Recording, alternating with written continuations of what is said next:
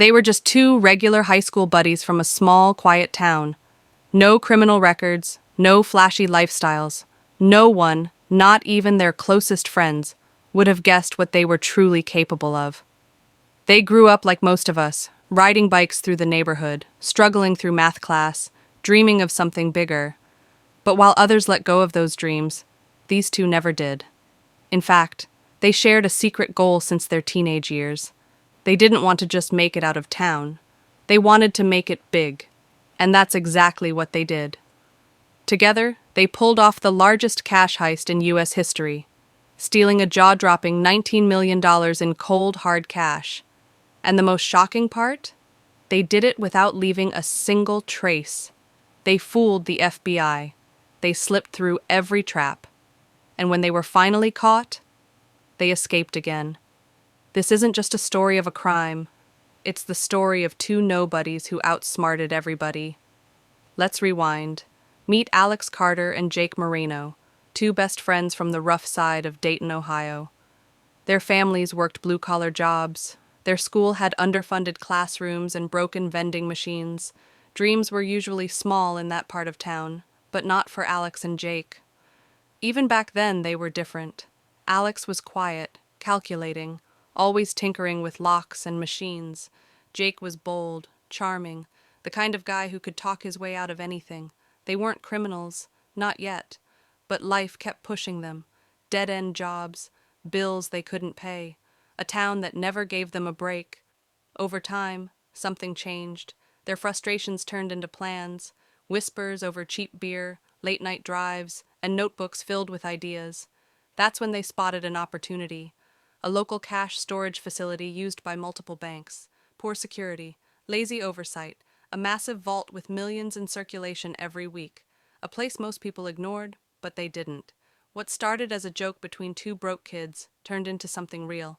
They began watching, taking notes, studying routines. Every truck delivery, every shift change, every blind spot in the cameras. It was all there, just waiting for someone bold enough to take it. And when the time came, they struck. Not with guns, not with masks, but with precision. No alarms, no forced entry, no fingerprints, just silence and a vanished fortune. By the time anyone realized what had happened, the money was gone, and so were they. The FBI was stunned. There was no footage, no trail, no suspects. How could two ordinary guys from a nowhere town disappear with $19 million and leave behind nothing? This was more than just a robbery. It was a masterpiece, and it was only the beginning. Alex Carter and Jake Moreno weren't thrill seekers. They were thinkers, meticulous planners. Over weeks that turned into months, they transformed from two desperate friends into the architects of an almost perfect crime. It started with observation. Every evening after work, they'd take turns sitting in a nondescript old car parked across the street from the cash storage facility. They logged every vehicle that entered or left, every delivery truck, every security guard's shift rotation. They paid attention to the habits that most people overlook, how one guard liked to step out for smoke breaks at the same time every night, how the weekend staff was always thinner, how the armored truck sometimes arrived late and no one seemed to care. But they didn't just rely on what they could see from the outside. That's where their real advantage came in, insider knowledge. Jake had once worked as a part-time janitor inside the facility years earlier. He didn't think much of it at the time, but now? That experience became gold. He remembered the layout, the weak spots, the codes that were rarely changed. He knew that the internal cameras weren't always working, especially in the back loading area where the real money was moved in and out. Alex, meanwhile, made a friend who worked at a nearby tech repair shop, the same one used by the facility when security equipment malfunctioned. With a few beers and some clever questions, Alex learned that the camera system hadn't been updated in years.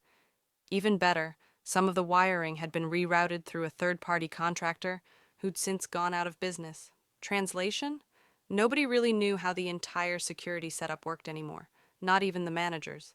But the genius of their plan wasn't just in what they knew, it was how they used it. They didn't rush. They didn't break in through windows or hack into the system like a movie plot. Instead, they waited for the perfect moment. A holiday weekend, when fewer staff were on site and the regular schedule was thrown off. On that Friday night, they made their move. Jake entered the building using a copied keycard he'd made weeks earlier. It was simple, clean, quiet. Once inside, he went straight to the staff locker room and changed into a full security uniform, one he'd pieced together slowly from thrift stores and online orders.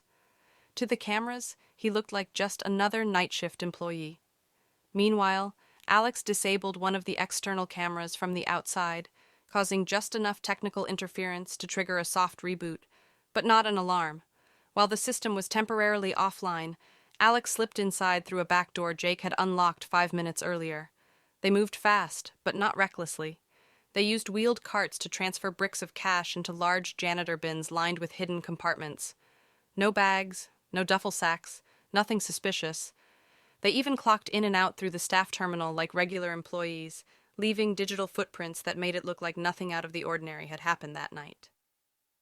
When they finally rolled the cash out the service entrance, they weren't in a rush. They were calm, blending in as if they belonged there. No smashed windows, no open vaults, no alarms. By the time the facility reopened after the weekend, $19 million in cash had vanished. And nobody, not the staff, not the local police, not even the FBI, had any idea when it happened. There were no fingerprints, no forced entry, no signs of a break-in. It looked to everyone like the money had simply evaporated. Investigators were baffled. How could a place protected by 24/7 surveillance and federal-level protocols lose such a massive amount of cash without any clue? The truth was brutal in its simplicity. The system had gaps, and two ordinary guys found them. They hadn't just outsmarted technology or security, they'd outsmarted human laziness, complacency, and trust. The kind of weaknesses that don't show up in risk reports, but exist everywhere. And just like that, Alex and Jake were gone, millions of dollars richer, and nowhere to be found. But the story doesn't end there, because eventually, someone talked. And when the law finally caught up to them, it sparked one of the boldest prison escapes the country has ever seen. When the staff at the cash storage facility returned after the long holiday weekend, they expected business as usual. But when the vault counts didn't match, panic spread like wildfire. At first, it was assumed to be a bookkeeping error, a mistake in the system. But as the numbers were double-checked, then triple-checked, reality hit hard. $19 million in cash was missing. No alarms had gone off. There were no broken locks, no security breaches. The footage from the weekend was blank in the exact time window when the heist took place, glitching out for just under an hour. To the FBI, it looked more like a ghost story than a robbery. The agents were called in within hours.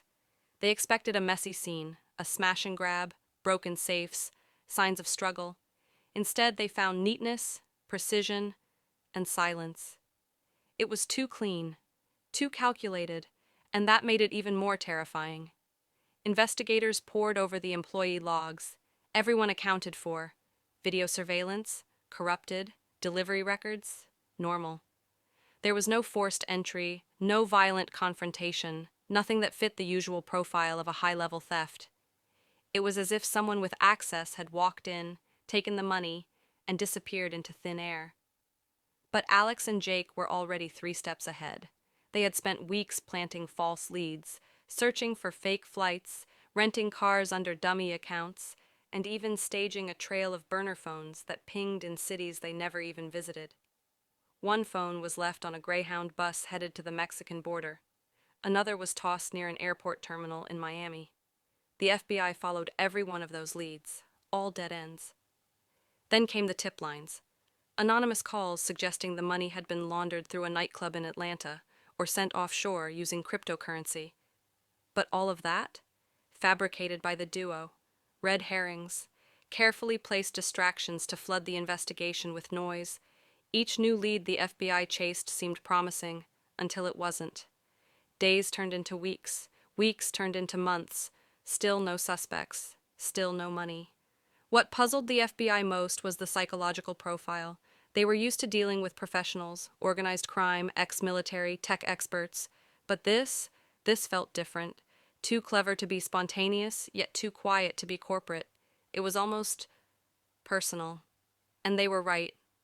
Alex and Jake had no criminal background, which kept them off any watch list. Their records were clean, their lives were boring, and most importantly, no one would ever believe they were capable of something so bold. While federal agents interrogated facility staff and chased after theories that led nowhere, Alex and Jake stayed completely invisible. No lavish spending, no contact with friends or family, no digital footprints. They had planned this not just as a heist, but as a disappearance. For nearly 2 full years, there were no confirmed sightings, no confirmed use of the stolen money. They simply vanished. It wasn't until one of their old associates slipped up, bragged to the wrong person at the wrong time, that the investigation got its first real break. A whisper, a name, a second look at a forgotten employee record, and suddenly, the puzzle began to shift. By then, the damage was done. The FBI had spent millions trying to solve a mystery that 2 ordinary men had crafted with patience, planning, and precision. And when the arrests finally came, Alex and Jake didn't run, because they had one more trick up their sleeve, and this time it didn't involve stealing money. It involved escaping prison itself. They were finally caught, but not for long.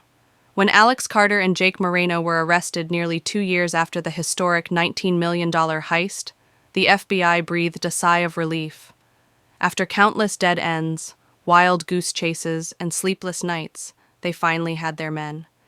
The duo was quietly processed and placed in a medium-security federal prison, awaiting trial. But the authorities underestimated them. Again. Alex and Jake had expected this moment. In fact, they had been preparing for it long before they were ever arrested. To them, getting caught wasn't the end. It was just another phase of the plan. Once behind bars, they didn't act like men who'd lost. They blended in, stayed quiet, avoided conflict. They read, they watched. They studied the routine of the guards, the blind spots in the cameras, the gaps in shift changes. It was exactly like the heist all over again. But now, the vault was the prison walls. Alex used his engineering knowledge to observe the prison's infrastructure. He learned about the HVAC system, the maintenance tunnels, and the patterns of noise at night. Jake, ever the charmer, befriended key inmates and gained the trust of a low-level kitchen worker, someone with access to restricted areas and a habit of cutting corners. They communicated in whispers, hand signals, and folded paper notes flushed down the toilet right after reading. Every detail was memorized, every route practiced in the mind. The plan was risky. One mistake, and they'd be in solitary for the rest of their lives. But that didn't stop them. Over several weeks, they collected contraband tools, a stolen screwdriver here, a bent spoon reshaped into a makeshift lockpick there. They hid supplies behind loose bricks in the prison laundry room, concealed in places the guards never bothered to check. Then came the perfect storm. A violent fight broke out in the yard, a fight Jake had subtly encouraged between 2 rival inmates. The chaos sent the guards scrambling, diverting attention for just long enough. While sirens blared outside, Alex and Jake made their move inside. They slipped into a service hallway using a stolen keyring, crawled through a maintenance hatch Alex had loosened weeks earlier, and dropped into the ventilation system. From there, they moved through tight metal tunnels in pitch blackness, counting turns by memory until they reached the outer wall. There, they used a smuggled wire saw, painfully slow, nearly silent, to cut through an old steel grate. It took nearly 45 minutes. When they finally squeezed out the other side, they dropped into a drainage ditch and ran into the woods beyond the perimeter. By the time the prison conducted its routine head count, Alex and Jake were long gone. The escape sent shockwaves through law enforcement. How could 2 men, under constant surveillance, vanish from a federal facility? The prison was locked down, every inmate questioned, every guard investigated. News outlets picked up the story within hours. Social media exploded with theories. Some believed they had help from the inside, others thought it had to be an inside job. But the truth was simpler and far more humiliating. The same 2 men who outsmarted the FBI had now outsmarted the prison system with nothing more than patience, planning, and nerve. The manhunt was back on. But Alex and Jake had learned from their last escape. This time they weren't just hiding. They were gone, and no one knew where to look. After their breathtaking prison escape, Alex Carter and Jake Moreno vanished into thin air. Despite one of the most intense manhunts ever launched, law enforcement hit nothing but dead ends. It was as if the two masterminds had simply evaporated from the face of the earth. Weeks turned into months, months into years. The trail grew colder. No confirmed sightings. No recovered money. No digital footprints. Their very existence outside prison walls became a puzzle wrapped in silence. This disappearance has since become one of the greatest mysteries in modern criminal history. Where did they go? Are they alive? Are they free? Theories abound. Some believe Alex and Jake leveraged their stolen fortune to slip across international borders using sophisticated fake identities. It's said they might be living off the grid on some remote tropical island, far from prying eyes, perhaps in Southeast Asia or the Caribbean. Rumors of a mysterious couple spotted in a small beach town fueled this theory, but none of those claims have ever been verified. Others argue they never left the country. According to this view, they quietly assumed new identities and settled in small, quiet communities. Low-profile jobs, minimal interaction, blending into the fabric of everyday life. They may be living right under the noses of neighbors who would never suspect the fugitives from the largest cash heist in U.S. history walk among them. There are darker speculations, too. Some say their luck ran out, that they met untimely ends somewhere along the way, whether through accidents, betrayal, or worse. If that were true, it would explain the absence of any recovered money or sightings. But without evidence, no bodies, no confirmed reports, this remains pure conjecture. Over time, their story has become legendary. True crime shows dissect every known detail. Internet sleuths debate endlessly, and investigators occasionally reignite the case with fresh leads that vanish just as quickly. But every attempt to solve the mystery has ended in silence. What makes their escape and disappearance so haunting is not just the scale of the crime, but the remarkable way they vanished. No violence, no frantic mistakes, just calculated, cold precision. They turned invisibility into an art form. Today, the FBI still lists Alex Carter and Jake Moreno as fugitives, armed and dangerous. Their files remain open, the reward for information still substantial, but the trail is growing faint. And what about the $19 million? Almost none of it has ever resurfaced. This leads to a chilling conclusion. They may have truly gotten away with it. So, where does that leave us? Right now, as you listen to this story, they could be anywhere. They could be living in a quiet town, working a mundane job, blending in perfectly. They could be miles away on a sun-soaked beach, their stolen fortune tucked safely away. They could be watching this story, knowing you're wondering about them. And here's the final thought to leave you with. What if they're still out there, living free, invisible, waiting? Because in the end, they weren't just thieves, they were ghosts, and some ghosts never fade.